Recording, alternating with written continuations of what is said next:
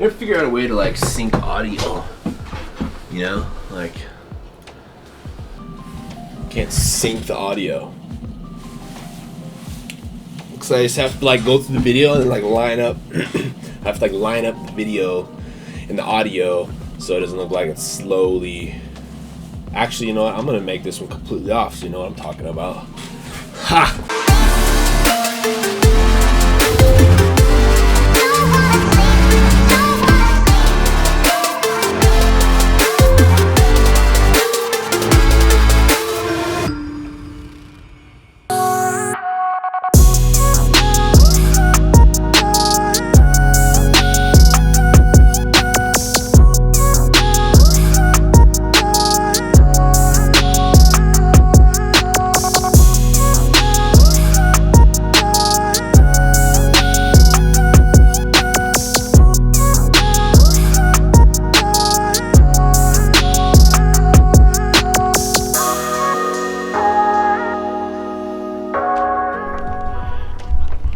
So this is the Mini with the Raceland coilovers. I didn't finish it for last video, but my camera died.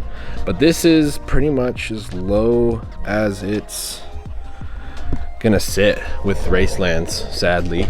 I mean, I'd like to go a little bit lower, but I can go a tiny bit lower in the front, but you cannot do that in the rear because that's what makes it have really bad rebound.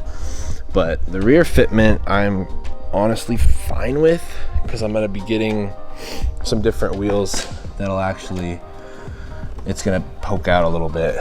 So it's definitely, you can see it's not flush with the fender at all. It's more tucked than that. So I'm actually gonna bring that out a solid, like, I don't know, like a half inch out. I mean, for the price, it's not that bad, honestly. So I'm happy with it. It definitely dropped it a lot more than stock. So, I mean, for the price, it's kind of hard to beat. It is comfortable to drive now. Since I did do the whole rear setup a little bit higher, and that stiffened the rebound, which helped a lot. I hit, I think 900 miles on these coilovers. I set my trip meter so I could kind of get an idea how many miles I put on it, but that's about it. And I can say that they're pretty solid. Once you lift the rear, it is stiff and it's good. Still a little bouncy, but it's just kind of weird because the gap, so the car is level right now. That's kind of what I did it to, front and rear, to level the car, but the front gap is way bigger than the rear. So I'm gonna lower this a tiny bit. And I mean, it definitely scrapes. So the only thing I have done to this car is the suspension.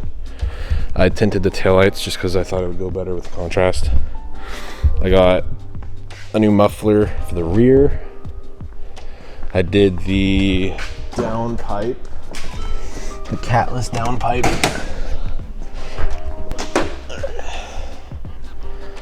Catless downpipe. It's down in there. Can't really see it that well, but she's down there. AM intake. It was already done when I got the car. There's a blow-off valve. There's a forged blow-off valve down in there with an atmospheric adapter, just because I like the sound. It sounds better. And then other than that, it's stock. So really fun car though. I am enjoying it a lot. And here's the Rx8 in all her glory. She's still a ways away. But yeah, so I think the last video was the install of the engine.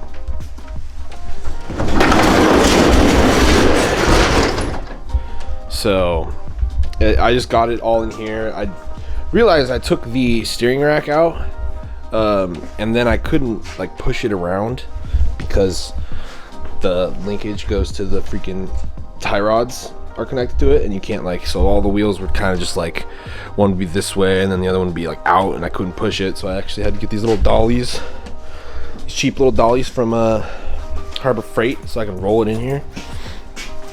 But yeah, nothing has really happened to the engine since I put it in. The only thing that I just like cleaned it up a lot in the engine bay area and like detailed it a tiny bit to take a picture, do like a photo shoot with it. I'm gonna need to dig out the engine again, I'm pretty sure. My buddy was even asking like how do you change your valve covers? I can't take my valve covers off because it hits the freaking firewall right there. So I should have done more to the engine before I put it in. I was kind of rushing it, but like I can't get to the slave cylinder way down there. That's actually what wherever it is, that little wedge that we couldn't figure out what it was for. I don't even know where the heck it is. The wedge goes on the slave cylinder of the transmission to change the angle. Pretty sure I said that in the last video, but yeah, I mean, this is the point I'm at with the car. I really want to get it done, but now I have the Mini. But this will be priority for sure for now. Yes, so now I'm gonna go back upstairs and talk about some more shit, you know.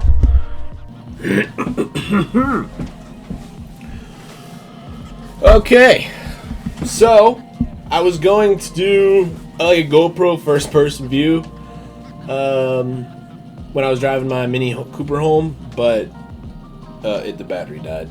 So my clutch is going out, which is freaking sweet. My daily is crapping on me, so I'm gonna buy another car, I think, as my daily, and then I'll have 2 projects, because that seems like a logical thing to do. Because I like the Mini.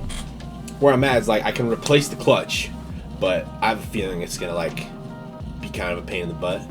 And when I'm doing that, I might as well like throw a bigger turbo on it and do like head studs, head gasket. So that's gonna cost like $1,500. So I think I'm just gonna wait on that. I'm kind of gonna like just drive it till it craps out, but I'm gonna buy like a beater, and when it craps out, I'll just drive the beater.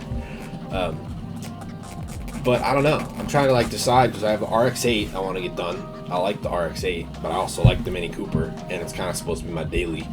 So it's like, I don't know. If this thing didn't crap, I was gonna buy wheels. My freaking tax return just got here. So wherever it is, where is it?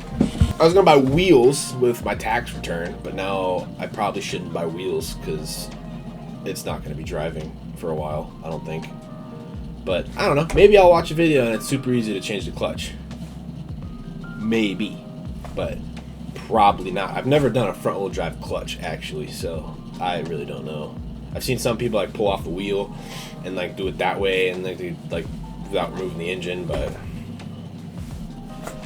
I'm not sure, honestly. That goes back to my next point. I need to choose a car to focus on, because I can't do both at the same time. That's just literally the stupidest thing ever. You should choose one project to work on it. Yeah, I mean, that's pretty much it. I don't know which one to work on. I could probably use a car for a while instead of buying one, because my family has so many cars. So maybe I'll do that. Yeah, so I'll do like 2 builds at once. I'll do the Rx8, I'll get it going, because my goal was done by the 4th of July.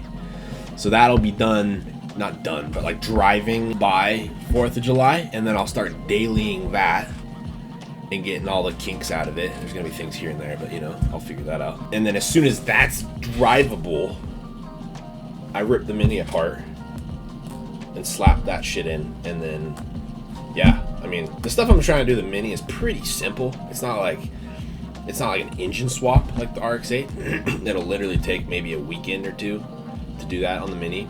It's just the money, because I'm gonna buy a stage 2 clutch. I'm gonna get a bigger turbo, ARP head studs, and a Kinetic head gasket.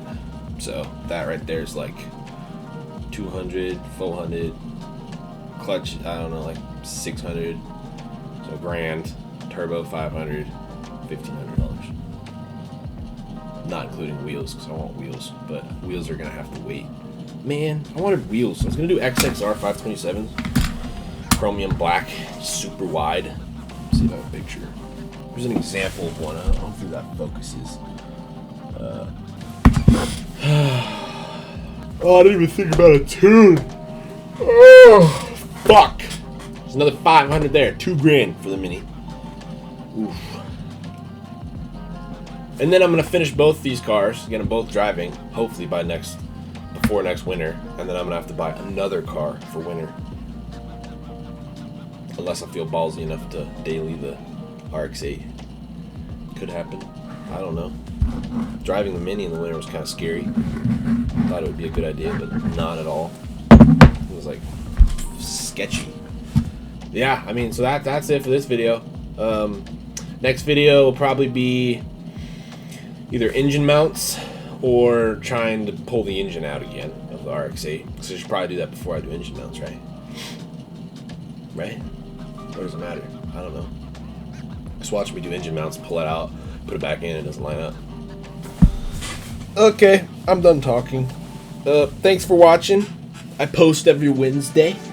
And yeah.